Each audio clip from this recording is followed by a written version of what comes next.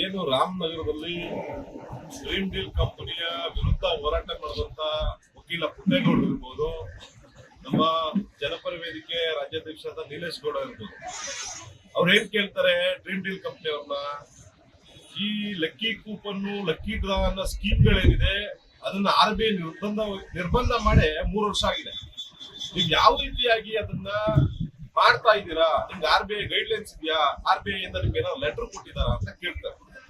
ಆದ್ರೆ dream deal ಮಾಲೀಕ ತನ್ನದೇ ವೈಯಕ್ತಿಕ ಯಾವುದೋ ಒಂದು ಚಾನೆಲ್ ಅನ್ನು ಓಪನ್ ಮಾಡ್ಕೊಂಡು ಅಲ್ಲಿ ಕಮೆಂಟ್ ಬಾಕ್ಸ್ ಗಳನ್ನ ಆಫ್ ಮಾಡ್ಕೊಂಡು ಈ ರೀತಿಯಾಗಿ ಪುಟ್ಟೇಗೌಡರು ನನ್ನ ಹತ್ರ ಹಣ ಕೇಳಿದ್ರು, ಇನ್ನೊಬ್ರು ಹಣ ಕೇಳಿದ್ರು ಅಂತೇಳಿ ಆರೋಪ ಮಾಡ್ತಿದ್ದಾರೆ. ಆರೋಪ ಸತ್ಯಕ್ಕೆ ದೂರವಾದದ್ದು. ಯಾಕಂದ್ರೆ ನೀವು ನಿಜವಾಗ್ಲೂ ಕಾನೂನಿನ ಅಡಿಯಲ್ಲಿ ಡ್ರೀಮ್ ಡೀಲ್ ಕಂಪನಿ ನಡೆಸ್ತಾ ಇದ್ದಿದ್ರೆ ಮೊನ್ನೆ ಹೋರಾಟಗಾರರಾದ ನೀಲೇಶ್ ಗೌಡ್ರಾಗ್ಲಿ ಪುಟ್ಟೇಗೌಡರಾಗ್ಲಿ ಅವ್ರ ಮೇಲೆ ಗೂಂಡಾಗಳನ್ನ ಬಿಟ್ಟು ಹಲ್ಲೆ ಮಾಡೋ ಪ್ರಯತ್ನ ನೀವು ಮಾಡ್ತಿರ್ಲಿಲ್ಲ. ಆಮೇಲೆ ಡ್ರೀಮ್ ಡೀಲ್ ಕಂಪನಿಯ ಓನರ್ ಪಾಪ ಒಂದ್ 5-6 ವರ್ಷದಿಂದ ಕಾರ್ ಚಾಲಕರು ಏನೋ ಆಗಿದ್ದ ಅನ್ಸುತ್ತೆ. ಅವನು ಈಗ ದೊಡ್ಡ ಸಾಮ್ರಾಜ್ಯನ ಕಟ್ಟಿದ್ದೀನಿ ಅಂತ ಹೇಳಿ ಅಲ್ಲಿ ಏನೋ 1000 ರೂಪಾಯಿ ಏನೋ ಸ್ಕೀಮ್ ಕಟ್ಟಿಸಿದ್ರೆ ಏಜೆಂಟ್ಗಳು ಯಾರು ಇರ್ತಾರೆ ಅವ್ರಿಗೆ 440 ರೂಪಾಯಿ ಕಮಿಷನ್ ಕೊಡ್ತಾರೆ.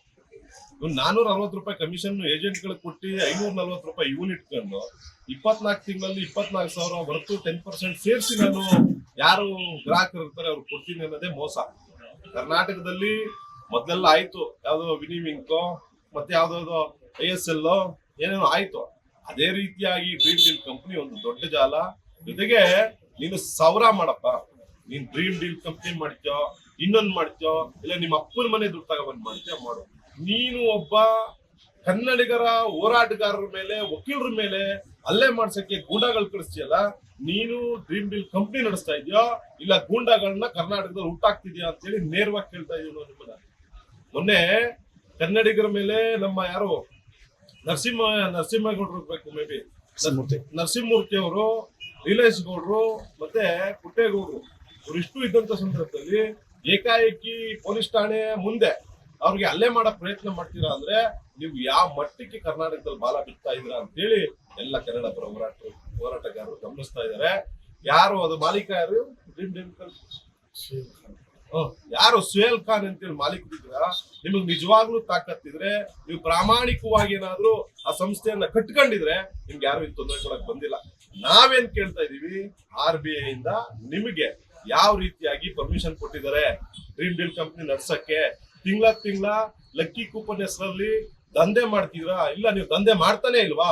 ಹಾಗಾದ್ರೆ RBI ಇಂದ ಕೊಟ್ಟಿರುವಂತ ಗೈಡ್ಲೈನ್ಸ್ ಏನ್ ಬಂದಿದೆ, ಜೊತೆಗೆ ಲೈಸೆನ್ಸ್ ಏನ್ ಕೊಟ್ಟಿದೆ ಅದನ್ನಷ್ಟೇ ತೋರಿಸಿ ಸಾಕು. ಅದನ್ನಷ್ಟೇ ಸೇರಿಸಿ ಇವತ್ತು ಗುಂಡ್ಲುಪೇಟೆಯಲ್ಲಿ 110 ಜನನ್ನ ಅಬ್ದುಲ್ ರಶೀದ್ ಅನ್ನೋರು ಸೇರಿಸಿದ್ದಾರೆ. 110 ಜನರಿಂದ 5 ತಿಂಗಳಿಂದ 5,50,000 ವಸೂಲ್ ಮಾಡಿದಿರ. ಮೈಸೂರಲ್ಲಿ ಕಚೇರಿ ಇತ್ತು, ಈಗ ಮೈಸೂರಲ್ಲಿ ಕಚೇರಿ ಇಲ್ಲ. ಜೊತೆಗೆ ಯಾರು ಅವ್ರನ್ನ ಕಾಂಟ್ಯಾಕ್ಟ್ ಮಾಡಿ ಜನಗಳು ಸೇರ್ಸಕ್ಕೆ ಪ್ರೇರೇಪಣೆ ನೀಡಿದಂತ ವ್ಯಕ್ತಿ, ಆ ವ್ಯಕ್ತಿಗೆ ಫೋನ್ ತೆಗಿತಿಲ್ಲ. ಹಾಗಾದ್ರೆ ಈ ಫೋನ್ ತೆಗಿದ್ದವರು, ಆಫೀಸ್ ಖಾಲಿ ಮಾಡ್ಕೊಂಡದವರು ಅವ್ರನ್ನೆಲ್ಲ ನಾವೇನ್ ಹೇಳ್ತೀವಿ ಅಂದ್ರೆ ಆಡು ಭಾಷೆಯಲ್ಲಿ ಕಳ್ಳನ್ ಮಕ್ಳು ಅಂತೀವಿ. ಆ ಕಳ್ಳನ್ ಮಕ್ಳು ನೀವು ಆಗಿಲ್ಲ ಅಂದ್ರೆ RBIದು ಏನು ಗೈಡ್ಲೈನ್ಸ್ ಇದೆ, ಜೊತೆಗೆ ಆ ಲೈಸೆನ್ಸ್ ಏನಿದೆ ಅದನ್ನ ಕೊಡ್ಬೇಕು. ನೀವು ಕೊಡದೆ ಹೋದ್ರೆ ಇವತ್ತೇನು ಸುಮಾರು ಒಂದು 8-8.5 ಲಕ್ಷ ಜನರಿಂದ ನೀವು ಹಣ ಪಡೆದಿದ್ದೀರ 1,000, ಅದನ್ನ ಕೂಡ್ಲೆ ಅವ್ರಿಗೆ ಹಿಂತಿರುಗಿಸ್ಬೇಕು. ಇಲ್ಲ ಅಂದ್ರೆ ಮತ್ತೊಂದು ಈ ವಿಚಾರವಾಗಿ ರಾಜ್ಯ ಸರ್ಕಾರ ಗಮನ ಹರಿಸ್ಬೇಕು. ಈ ಗಮನ ಹರಿಸಲಿಲ್ಲ ಅಂದ್ರೆ ಮತ್ತೊಂದು ವಿನಿವಿಂಕೋ ಇನ್ನೊಂದು ಬೇರೆ ಬೇರೆ ತರ ಅವ್ಯವಹಾರಗಳು ನಡೆಯೋದು ಶತಸಿದ್ಧ ಅಂತ ಹೇಳಿ ಹೇಳಕ್ ಇಷ್ಟಪಡ್ತೀನಿ.